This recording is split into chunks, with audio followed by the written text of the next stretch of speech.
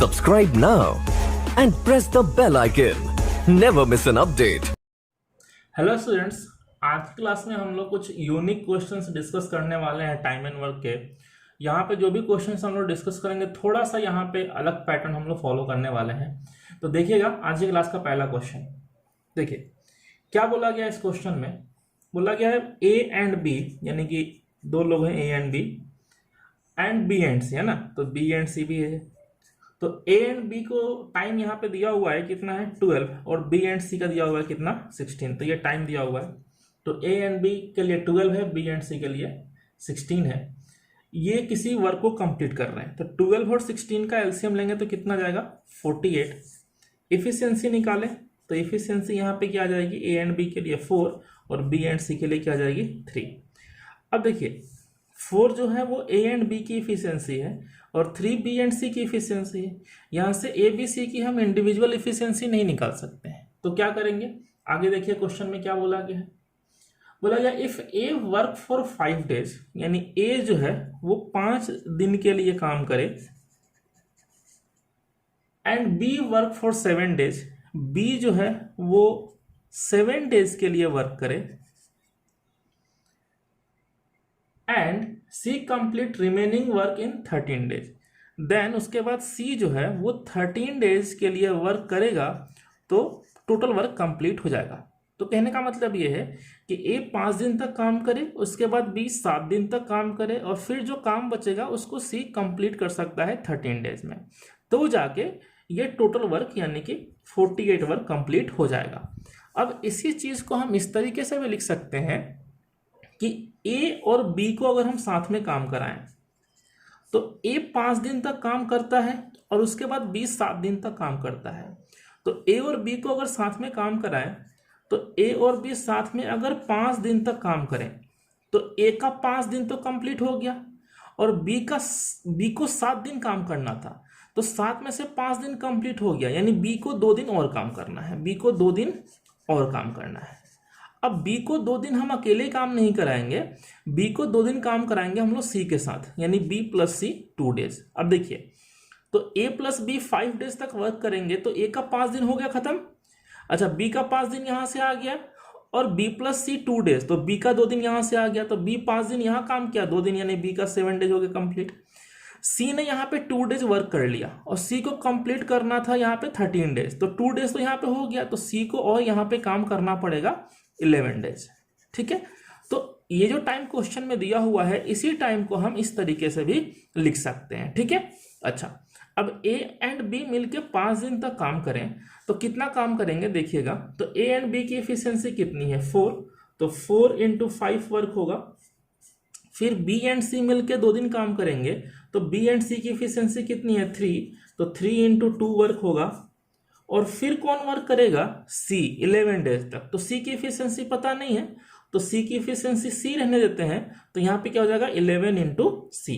तो ये total work के बराबर होगा, यानी किसके बराबर होगा 48 के। तो ये कितना हो गया 20, और ये कितना हो गया 6, और प्लस ये कितना हो गया 11 सी इज इक्वल टू 48। 20 + 6 26, 48 में से माइनस करोगे 26, तो 11 सी इज इक्वल टू हो जाएगा आपका 22। तो C is equal to 2। C is equal to 2 का मतलब क्या हुआ कि C की जो इफिशियंसी है वो 2 है। ठीक है, अच्छा अब क्वेश्चन में देखिए कि A प्लस बी की इफिशियंसी यहाँ पे, A प्लस बी की इफिशियंसी यहाँ पे क्वेश्चन में हमने देखा 4 था, और B प्लस सी कितना था, B प्लस सी यहाँ पे 3 था। तो C की इफिशियंसी 2 निकल गई, तो C यहाँ पे अगर 2 होगा तो B यहाँ पे 1 हो जाएगा, और B यहाँ पे 1 होगा तो A यहाँ पे क्या हो जाएगा 3। तो इस तरीके से हमने सबकी इंडिविजुअल इफिशियंसी निकाल ली, ए की 3, बी की 1 और सी की कितनी हो गई 2। आगे क्वेश्चन में क्या बोला गया है, then find C would complete the work in how many days. C अकेले वर्क को कितने डेज में कंप्लीट करेगा। तो टोटल वर्क कितना है 48, और सी पर डे कितना वर्क करता है 2, तो 48 डिवाइड बाई 2, यानी सी जो है वो 24 डेज में टोटल वर्क कंप्लीट कर देगा। उम्मीद करते हैं ये क्वेश्चन आप लोगों को समझ में आया होगा। अच्छा क्वेश्चन है, अगर नहीं समझ में आया हो तो एक बार फिर से रिपीट करके देखना। देखते हैं नेक्स्ट क्वेश्चन। देखिए नेक्स्ट क्वेश्चन में क्या बोला गया है, A alone would take 27 hours more to complete a work than A and B together। कहने का मतलब ये है कि A and B को एक साथ अगर X टाइम लगता है तो A को अकेले A प्लस B यानी X से 27 आवर्स ज्यादा लगता है। आगे क्या बोला गया है, B takes 3 hours more to complete the work alone than A and B work together। कहने का मतलब ये है कि B को A एंड B टुगेदर यानी X से 3 घंटे ज्यादा का समय लगता है। ठीक है, तो देखिए इस तरह के क्वेश्चंस में हम लोग क्या करेंगे, ध्यान रखिएगा पैटर्न क्या है। यहाँ पे A एंड B का टाइम यहाँ पे X है, A का टाइम जो है वो X से समथिंग ज्यादा है और B का टाइम X से समथिंग ज्यादा है। तो इस तरह के क्वेश्चन में हमें X निकालना होगा। तो X निकालने के लिए हम लोग क्या करते हैं, रूट अंडर यहाँ पे जो एक्स्ट्रा टाइम होगा वो और इनटू जो यहाँ पे एक्स्ट्रा टाइम होगा यानी 3, ये आपको ध्यान रखना है ना। X की वैल्यू निकालने के लिए हम क्या करेंगे, रूट अंडर यहाँ पे जो एक्स्ट्रा टाइम है वो इनटू यहाँ पे जो एक्स्ट्रा टाइम है। ठीक है, अब इसका स्क्वायर रूट निकालिएगा तो यहाँ से 9 निकल जाएगा 3 और यहाँ से 3, यानी कि इसको हम लिख सकते हैं 9 इंटू 9 लिख सकते हैं। यहाँ से 3 यानी x की वैल्यू क्या हो गई 9। ठीक है, तो x की वैल्यू 9 हो गई। इसका मतलब ये हुआ कि A एंड B को जो टाइम लगने वाला है वो लगने वाला है 9 आवर्स का। ठीक है, तो इसका मतलब A को जो टाइम लगेगा वो 9 + 27 लगेगा, 9 + 27 यानी कि 36 आवर्स का लगेगा। और B को जो टाइम लगेगा वो X यानी कि 9 + 3 यानी कि 12 आवर्स का लगेगा। ठीक है, क्वेश्चन में क्या पूछा गया था हमसे, क्वेश्चन में हमसे ये पूछा गया है इन how many days A alone can do it. A alone यानी हमसे क्या पूछा गया है, ये वाला टाइम, यानी कि आंसर क्या होगा 36 आवर। ठीक है, तो ये एक पैटर्न है, इसको आप लोग को ध्यान रखना है। देखते हैं नेक्स्ट क्वेश्चन।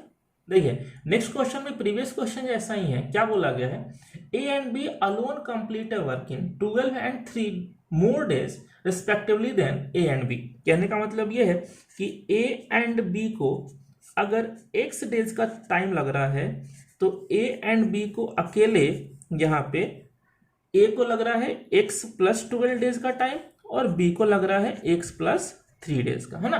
तो A को 12 डेज और B को 3 डेज एक्स्ट्रा लगते हैं, किससे, A एंड B टुगेदर से। ठीक है, तो फिर से वही बात हो गई कि A एंड B कितना A x से 12 ज्यादा हो गया और B x से 3 ज्यादा हो गया। तो इस तरह क्वेश्चन है, मैंने क्या बताया आप लोग को कि x अगर निकालना हो तो क्या करते हैं, x = क्या करते हैं, रूट अंडर यहाँ पे जो एक्स्ट्रा टाइम है यानी 12 इंटू यहाँ पे जो एक्स्ट्रा टाइम है यानी 3। तो 12 × 3 कितना 36 का स्क्वायर रूट कितना हो जाएगा 6, यानी x की वैल्यू क्या हो गई 6, यानी कि A एंड B को जो टाइम लगेगा वो 6 डेज का लगेगा। ठीक है, तो इसका मतलब A को कितना लगेगा, तो 6 + 12 यानी कि 18 डेज का लगेगा। और अगर हम B की बात करें तो B को टाइम लगेगा 6 + 3 यानी कि 9 डेज का लगेगा। ठीक है, क्वेश्चन में क्या पूछा गया हमसे, क्वेश्चन में यहाँ पे A का टाइम पूछा गया है, तो A का टाइम यहाँ पे क्या हो जाएगा आंसर हमारा 18 डेज। ठीक है, देख नेक्स्ट क्वेश्चन देखते हैं।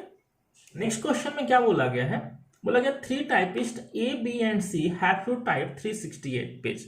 यानी 3 लोग हैं A, B एंड C और इन तीनों को मिला के 368 पेजेस जो है वो टाइप करने हैं। फिर बोला गया है A type 1 page in 8 minute. A जो है वो 8 मिनट में एक पेज टाइप करता है। B type 1 page in 18 minute. B को जो टाइम लगता है वो लगता है 18 मिनट का एक पेज को टाइप करने में, और C को यहाँ पे दिया हुआ है कि C को एक पेज टाइप करने में 24 मिनट का टाइम लगता है। ठीक है, अच्छा हमसे क्या पूछा गया है, in what time will this pages will type if they work together. यानी तीनों मिलकर टाइप करेंगे तो ये 368 पेजेस कितने समय में टाइप कर लेंगे। ठीक है, अब देखिए A का जो टाइम है वो 8 मिनट है एक पेज के लिए, B का टाइम 18 मिनट है एक पेज के लिए, और C का टाइम कितना है 24 मिनट एक पेज के लिए। अगर तीनों का एक कॉमन टाइम निकालें, यानी तीनों का हम एलसीएम ले लें, तो ये कितना जाएगा 72।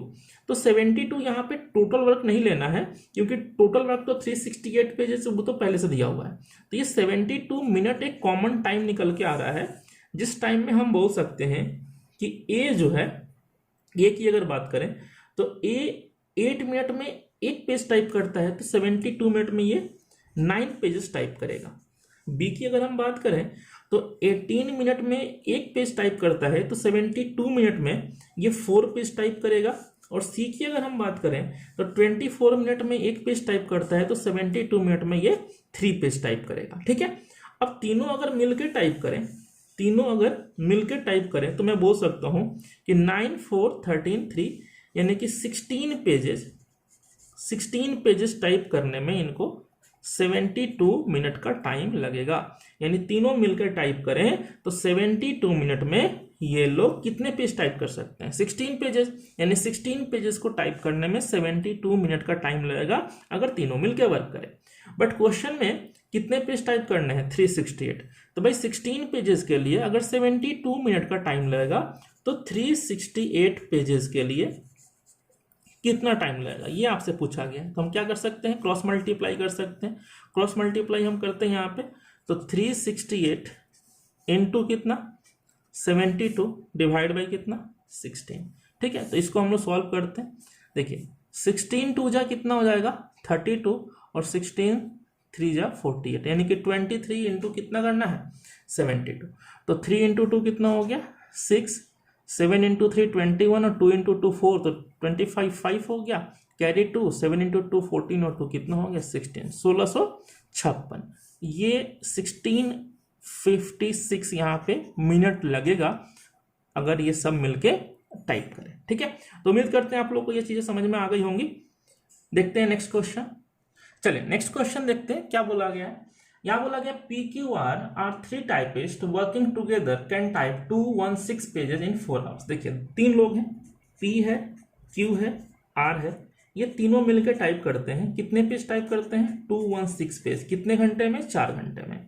तो 216 डिवाइड बाई 4। ठीक है, तो ये कितना हो जाएगा 54। कितना हो जाएगा ये 54। तो मैं बोल सकता हूं कि यहाँ पे 54 पेजेस ये लोग टाइप करेंगे एवरी आवर। ठीक है, तो मैं बोल सकता हूं कि ये क्या हो गई, इन सब की इफिशियंसी हो गई। ठीक है ना, work done per unit time, यानी कि 54 पेजेस ये लोग पर आवर टाइप करेंगे तो ये इनकी इफिशियंसी हो गई।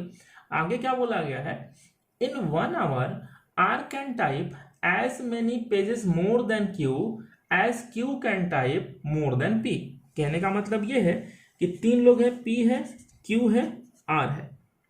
तो यहां पे ये बोला गया है कि R कैन टाइप, यानी R जो है वो टाइप कर सकता है as many pages more than Q, यानी Q से कुछ ज्यादा पेज टाइप कर सकता है R, as Q can type more than P, जितना Q P से ज्यादा टाइप करेगा। कहने का मतलब ये है कि Q P से जितने पेज ज्यादा टाइप करेगा उतने ही पेज R Q से ज्यादा टाइप करेगा। कहने का मतलब ये है कि P एंड Q के बीच का जो डिफरेंस होगा वही डिफरेंस Q एंड R के बीच का होगा। ठीक है, आगे क्या बोला गया है, R can type as many pages in 5 hours as P in 7 hours. देखिए बोला गया है R can type as many pages in 5 hours, यानी कि R का 5 घंटे का जो काम है ये बराबर होगा P के 7 घंटे के। तो यहां पे बोल सकता हूं कि R by P is equal to 7/5। तो ये जो है वो इनकी इफिशियंसी का रेशियो आ गया। यानी R की इफिशियंसी अगर 7 है तो P की इफिशियंसी 5 होगी। तो यहाँ की R की इफिशियंसी 7 लेते हैं और P की इफिशियंसी 5 लेते हैं। और अभी मैंने क्या बताया था कि यहाँ पे जो डिफरेंस होगा वही डिफरेंस यहाँ पे होगा। ठीक है, तो यहाँ पे जो वैल्यू होगी वो इन दोनों के बीच की होगी। तो 5 और 7 के बीच में क्या आता है 6, यानी Q P से एक पेज ज्यादा टाइप करेगा तो R Q से एक पेज ज्यादा टाइप करेगा। यानी कि ये क्या हो गया, ये हो गया इनके एफिशिएंसी का रेशियो। ये क्या हो गया इनके एफिशिएंसी का रेशियो। लेकिन हमें पता है कि इन तीनों की जो एफिशिएंसी है वो क्या होगी 54 होगी। ठीक है ना, यानी कि तीनों एक घंटे में 54 पेज टाइप करते हैं और तीनों की एफिशिएंसी का रेशियो आ गया। तो इस 54 को हम डिवाइड कर देंगे यहाँ पे 5/6/7 में। तो कैसे टाइप करेंगे, जरा इनको ऐड करते हैं। तो 7 और 5 कितना हो गया 12 और 6 18। तो ये कितने टाइम्स है 3 टाइम्स है। तो सब में किसका मल्टीप्लाई कर दो, सब में यहाँ पे 3 का मल्टीप्लाई कर दो। यानी कि P can type 15 pages in 1 hour, Q can type 18 pages in 1 hour और R can type 21 pages in 1 hour. तो हमसे क्या पूछा गया है क्वेश्चन में, how many pages does P type per hour. P per hour कितने पेज टाइप करेगा, तो हम क्या बोलेंगे, हमारा आंसर क्या हो जाएगा 15। ठीक है, उम्मीद करते हैं आप लोगों को ये क्वेश्चन समझ में आया होगा। मिलते हैं नेक्स्ट क्लास में, आज की क्लास में इतना ही।